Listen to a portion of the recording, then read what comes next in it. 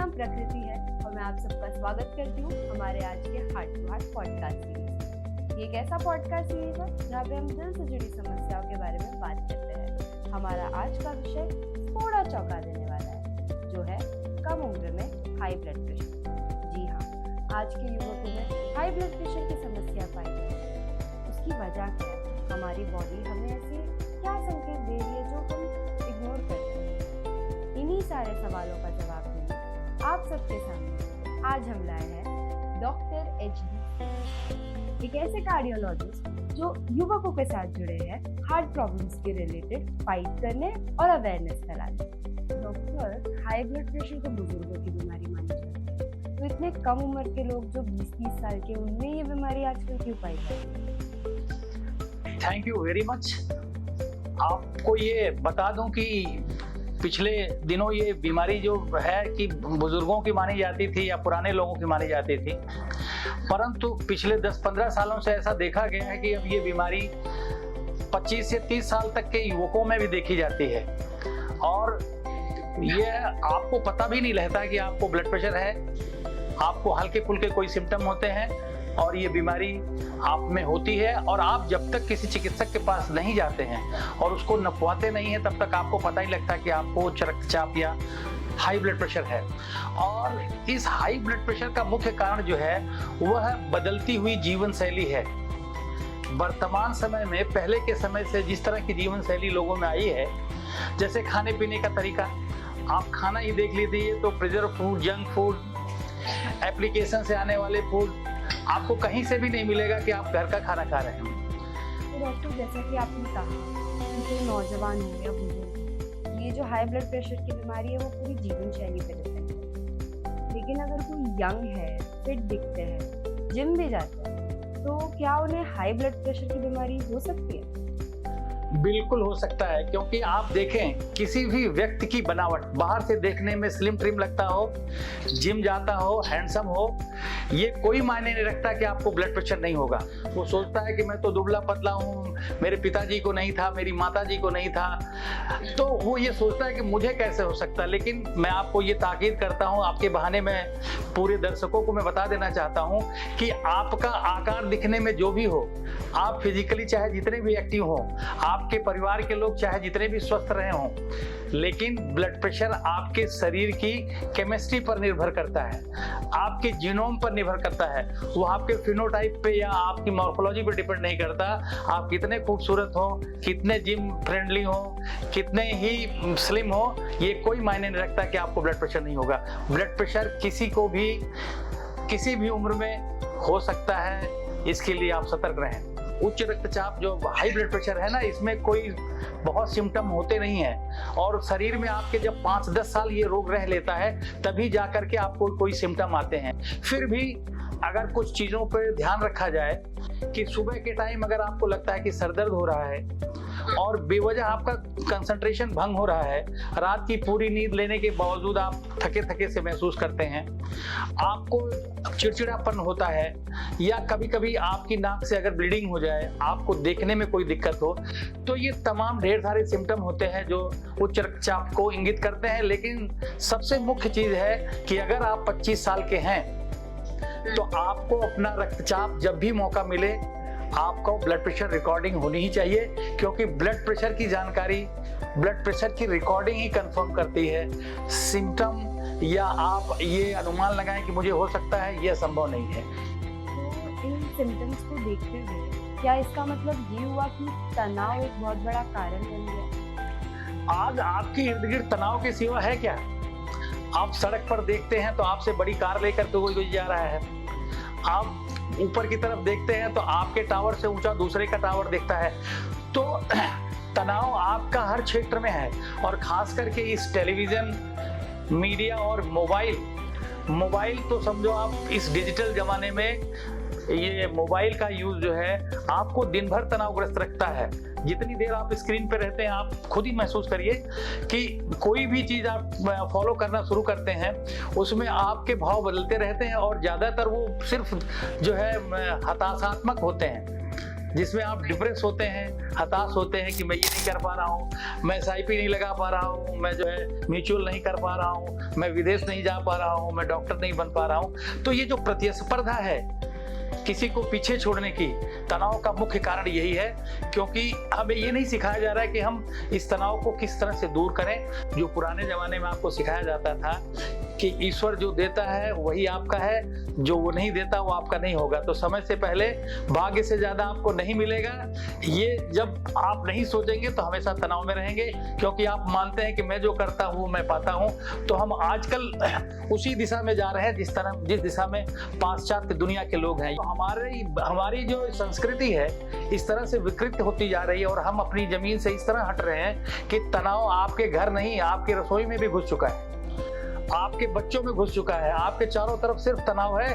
और तनाव यही बीमारी नहीं पैदा करता, जीवन शैली की ये बीमारियां इस सदी की सबसे बड़ी जो है दुश्वारियां हैं। चाहे वो मधुमेह हो, चाहे उच्च रक्तचाप हो, चाहे हार्ट अटैक हो, चाहे मोटापा हो, ये तमाम चीजें सिर्फ तनाव की वजह से हैं। तो आज पूरी दुनिया जीवन शैली तनाव की वजह से ही बीमार हो रही है। अन्यथा जो पहले के जमाने में हुआ करता था, इन्फेक्शन होता था, लोगों को कॉलरा हैजा हुआ करता था, लाखों की संख्या में लोग मर जाते थे, ट्यूबरकुलोसिस होती थी, ठीक नहीं होती थी। तो इस तरह की बीमारियों पे आज आपने विजय प्राप्त कर ली है, लेकिन ये जीवन शैली बिगाड़ करके आपने उन तमाम बीमारियों की बजाय ये नई बीमारियां जो है अब आपके सामने हैं। तो उच्च रक्तचाप का मुख्य कारण स्ट्रेस ही मान लीजिए आप। डॉक्टर, हमारे लिसनर्स को हाई ब्लड प्रेशर के बारे में अवेयर है। मैं जानना चाहूँगी कि आपका कोई ऐसा पर्सनल एक्सपीरियंस जहाँ पे आपने किसी नौजवान के हाई ब्लड प्रेशर को कंट्रोल किया? ऐसे तो देखिए, मैंने कहा कि हम लोग इतने दिनों से प्रैक्टिस करते हैं, ऐसे हजारों की संख्या में लोग होंगे जिन्होंने अपनी जीवन शैली को सुधार करके, जैसे एक डॉक्टर साहब भी मुझसे एक बार मिलने आए, उनकी उम्र रही होगी 29 साल की, उनको कुछ हेडेक और नींद वगैरह नहीं आया करती थी, तनाव में रहते थे, चलने से थोड़ी सांस फूलती थी। तो जब उनका एग्जामिनेशन किया गया तो पता चला कि उनका ब्लड प्रेशर 150 और 94, 96 रह रहा था। तो जब ये पता लगा कि इनको ब्लड प्रेशर थोड़ा ऊपर है, तो ये सोचा गया कि यार 29 ईयर ओल्ड एक डॉक्टर को ये ब्लड प्रेशर क्यों है। तो फिर जब उनकी लाइफस्टाइल देखी गई तो उनकी लाइफस्टाइल में था कि साहब ये तो 4 घंटे से ज्यादा सोते नहीं हैं, और 12 घंटे से कम ये लैपटॉप पे नहीं रहते, और उसी के पैरेलल मोबाइल पे भी ये साथ रहते हैं, और खाने के लिए ये एप्लीकेशन के सिवा कुछ खाते नहीं। जो एप्लीकेशन से मंगा लिया जाए, जोमेटो टोमेटो जो भी मंगाया जाए, और प्रिजर्व फूड रखे हुए हैं। और आपने प्रिजर्व फूड को देखा है कितना नमक होता है उसमें, सॉल्ट जो डायरेक्टली रिलेट करता है हाइपरटेंशन को, और कोई भी प्रिजर्व फूड बिना सॉल्ट के नहीं होता है। आपके एक चिप्स को देख लो तो एक चिप्स में जितना सॉल्ट होता है, मुझे लगता है आपकी दाल में उतना नहीं होता है। तो ये जो तमाम चीजें देखी तो उसके इर्द गिर्द ये जीवन शैली से रिलेटेड चीजें थी। तो हम लोगों ने एक प्रोटोकॉल किया कि फिट किया कि भाई देख, आगे से तू लैपटॉप पे कम से कम समय रहेगा, और एक्सरसाइज वो बिल्कुल नहीं करते थे। तो उनको ये प्लान किया गया कि आप 30 मिनट एक्सरसाइज करेंगे या वॉक ही करेंगे या किसी भी तरह की फिजिकल एक्टिविटी आप 30 मिनट के लिए करेंगे, और रात को सोने का इंतजाम करें, और 11 बजे के बाद आप सो जाएं, और 6 से 8 घंटे कम से कम सोएं। और आपको जानकर के आश्चर्य होगा कि 1 महीने के बाद उनको किसी दवा की जरूरत नहीं पड़ी, ना किसी सुझाव की, और उनका ब्लड प्रेशर 120/80 हो गया। और बहुत लंबे समय से मुझे लगता है इसी लाइफस्टाइल पर पिछले 5-7 सालों से वो बिल्कुल फिट हैं। आज तक कभी दवाइयों की या औषधियों की जरूरत उनको नहीं पड़ी। डॉक्टर, आपके एक्सपीरियंस से हम काफ़ी प्रभावित हुए हैं, और हम जानना चाहेंगे कि अगर किसी युवक को अपना ब्लड प्रेशर चेक कराना हो तो सही उम्र क्या होगी उसके ब्लड प्रेशर चेक करवाने की? देखो, यूं तो ब्लड प्रेशर आपको जब मौका मिले तभी नपवा लेना चाहिए। कहीं पे भी कोई नाप रहा हो, किसी का नपवा लीजिए। अमूमन जो है 25 साल के बाद आपको अपना ब्लड प्रेशर साल में 2 बार नपवाना चाहिए। अगर कोई भी रीडिंग आपको लगता है कि ऊपर थी तो आप समझ लो 3 से 4 बार साल भर में जरूर अपना ब्लड प्रेशर नपवाएं, और फॉलो करें कि आपका ब्लड प्रेशर कब इतना ज्यादा हो रहा है कि हम उसका ट्रीटमेंट शुरू करें, और किसी डॉक्टर से, किसी चिकित्सक से सलाह लें।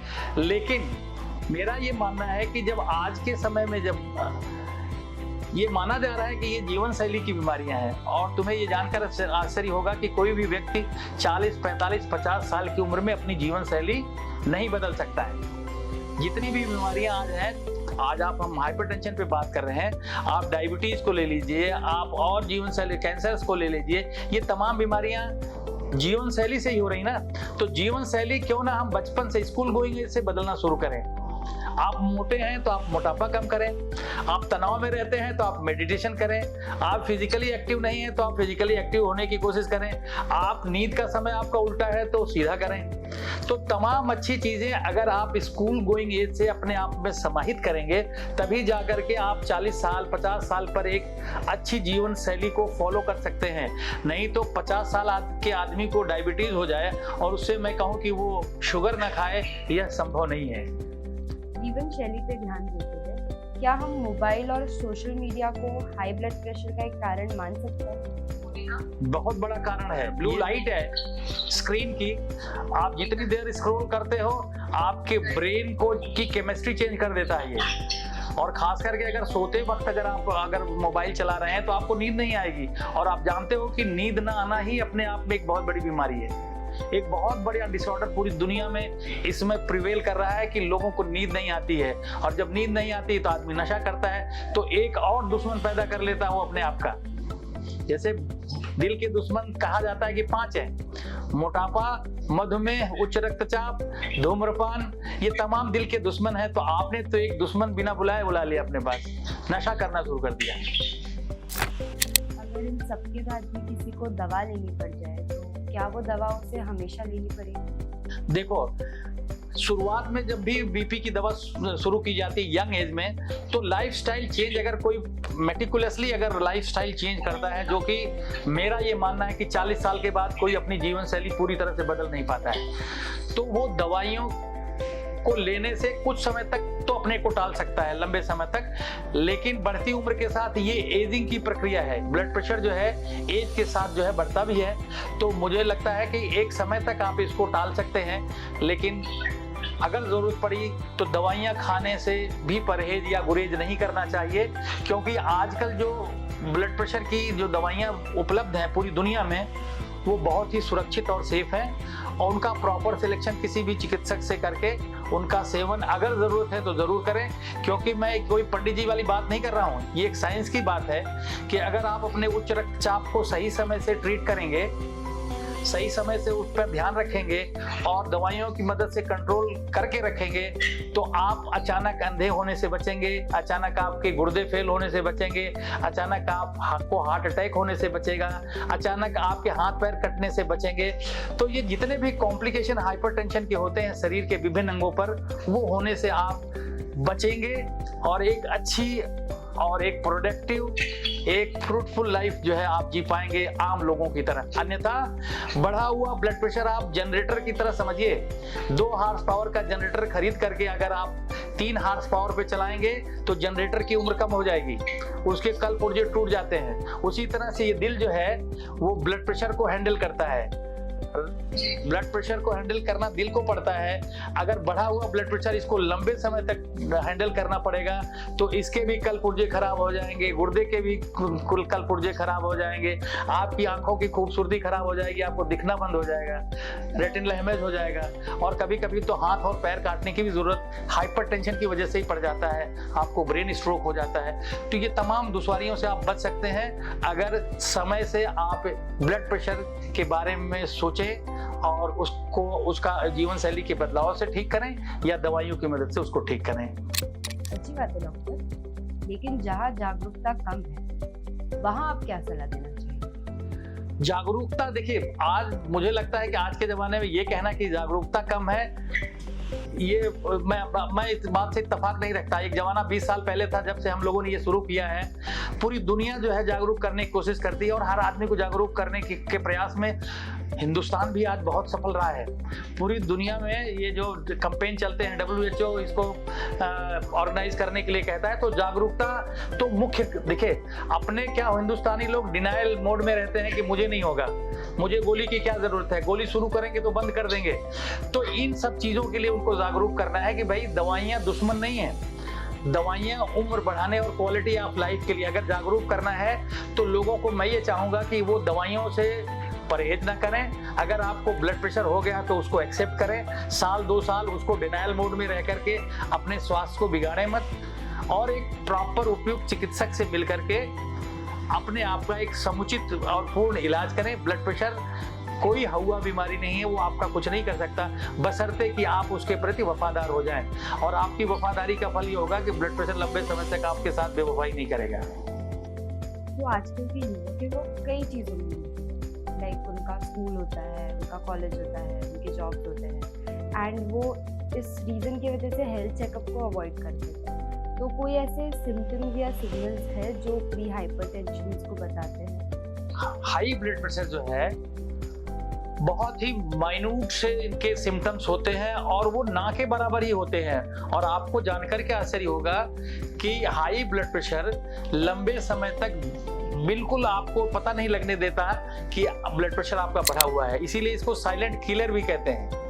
5-10 साल के बाद ही कोई सिम्टम आप में आना शुरू होता है। लेकिन अगर हम सतर्क रहें तो अगर हम सुबह के समय पे आपको सरदर्द हो रहा है, आपको नींद नहीं आ रही है, या नींद आने के बाद भी आपको थकान रह रहा है, या कभी कभार आपकी नाक से खून आ जाता है, आपको हल्के हल्के चक्कर आते हैं, आपके पैरों में लगता है कि थोड़ी सूजन हो गई है, और आप अनावश्यक थक रहे हैं, या अब तेज चलने से आपको लगता है कि इन दिनों मुझे थकावट हो रही है, तो ये तमाम छोटे छोटे जो सिम्टम्स हैं, इनको अगर आप ध्यान से देख करके अपना ब्लड प्रेशर रिकॉर्ड करवाएंगे तो आप एज अर्ली एज डिटेक्ट कर पाएंगे कि आपको हाई ब्लड प्रेशर है।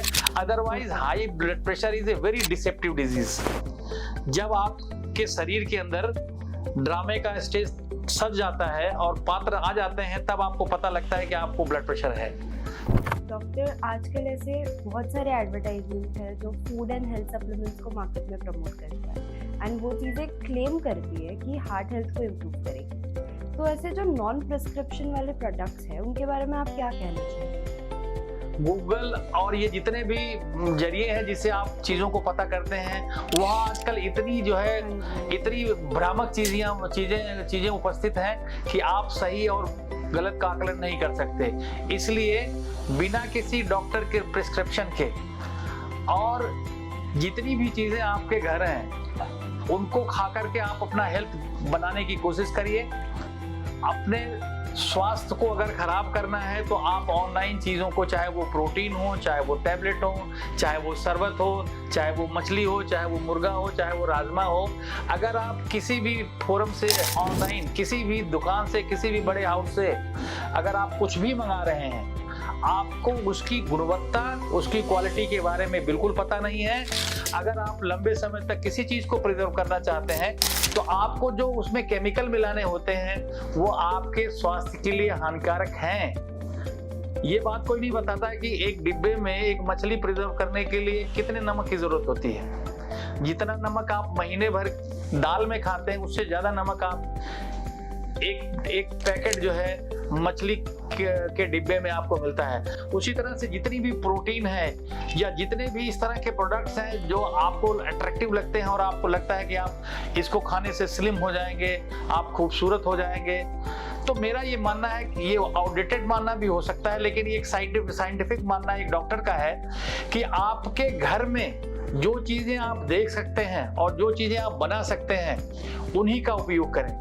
सिंपल सी चीज आपको बताता हूं कि बाजार से आप खाने का सरसों का तेल असली नहीं पा सकते। तो जब आप सरसों का तेल और पनीर बाजार में नहीं पा सकते हो तो ये जो मल्टीनेशनल कंपनियां हैं आपके वो रिश्तेदार तो लगते नहीं कि ये गुणवत्ता भरा चीज कोई देंगे। इनकी क्वालिटी कंट्रोल मेरा मानना है कि बिल्कुल नहीं है। इसलिए आप इन तमाम तरह के जो भ्रामक प्रचारों की वजह से कुछ खाने के आइटम्स बाहर से लेते हैं, बिल्कुल ना लें। और हाँ, किसी डॉक्टर से सलाह करके और आप अपना विवेक भी इस्तेमाल करके अपने खाने की चीजों को और अपनी खाने की आदतों को निर्धारित करें। सिंपल सी चीज बताऊं कि पूरी एशिया महाद्वीप को अगर ले लो तो यहाँ के लोगों के लिए शाकाहार मुख्य पथ है। उसकी वजह यह है कि हमारी आंतों की लंबाई बड़ी है, हमारे पेट का जो पीएच है, जो अम्ल बनता है, वो कम है। इसलिए हम अगर सेलुलोज खाएंगे, घास फूस, ये सब वेजिटेबल्स खाएंगे तो वो हमारे लिए ज्यादा पौष्टिक है, पाच्य है, पेट नहीं खराब होगा, ब्लड प्रेशर नहीं होगा, हार्ट अटैक नहीं होगा, कोलेस्ट्रॉल नहीं बढ़ेगा। ये तमाम चीजें अगर आप शाकाहारी पथ को अपनाएंगे इस महाद्वीप के लोग, जो शराब पीने वाले लोग हैं उनको हम कॉपी अगर हिंदुस्तान में करें, इस महाद्वीप में करें, जहाँ 3 ऋतुएं होती हैं, जाड़ा होता है, गर्मी होती है, बरसात होती है, तो यहाँ के लोगों की जो प्रवृत्ति है वो शाकाहार है। तो मेरा ये कहानी कहने का सिर्फ ये मतलब है कि आप अपनी जो नेचुरल प्रवृत्ति है अगर उसको छोड़ते हैं तभी बीमार होते हैं, और बीमारियां तभी आपका पीछा करती हैं। तो इस तनाव से भी दूर रहें। और मेरा मानना है कि जो आपका प्रश्न था कि ऑनलाइन या ब्रांडिंग, ट्रेडिंग, ये तमाम चीजें जो आजकल बाजार में चल रही हैं जिसकी वजह से लोग ईडेबल्स और ये तमाम चीजें बाजार में लेते हैं, उनकी गुणवत्ता बिना जाने, बिना किसी प्रॉपर प्रिस्क्रिप्शन, बिना किसी उचित सलाह के उसको न लें, न परचेज करें, न उसका इस्तेमाल करें, क्योंकि वे थोड़े समय में तो हो सकता है आपको बड़ी ग्लैमरस लग सकती हैं, स्वादिष्ट लग सकती हैं, स्वास्थ्य वर्धक लग सकती हैं, लेकिन लॉन्ग टाइम में वो सिर्फ आपके लिए, शरीर के लिए इंजूरियस है। तो क्या आप कुछ घरेलू उपाय बताना चाहेंगे? देखिए, घरेलू उपाय बिल्कुल साधारण से, आपके घर लौकी होती हो या कोई भी हरी चीज का सूप बना के पीजिए आप सुबह। दूसरे, आप ये इंश्योर करिए कि आपको प्रॉपर 8 से 12 घंटे नींद कैसे मिलेगी, और आप अपने जीवन में व्यायाम समाहित करिए। व्यायाम 100 बीमारियों का एक इलाज होता है। पूरी दुनिया में ये माना जाता है कि एक्सरसाइज का कोई विकल्प नहीं है, 100 बीमारियों का एक इलाज व्यायाम।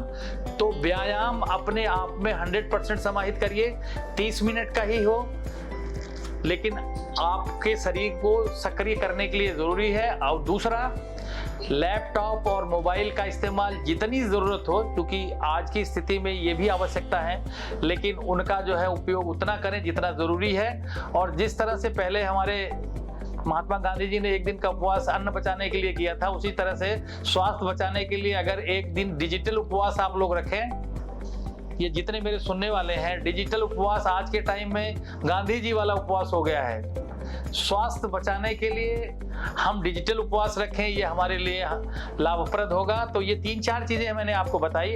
और दूसरा, आप कोशिश ये करिए कि कैसे स्ट्रेस को रिजॉल्व किया जाए। स्ट्रेस लेने के लिए ढेर सारे साधन है, रिजॉल्व करने के 3 तरीके हैं।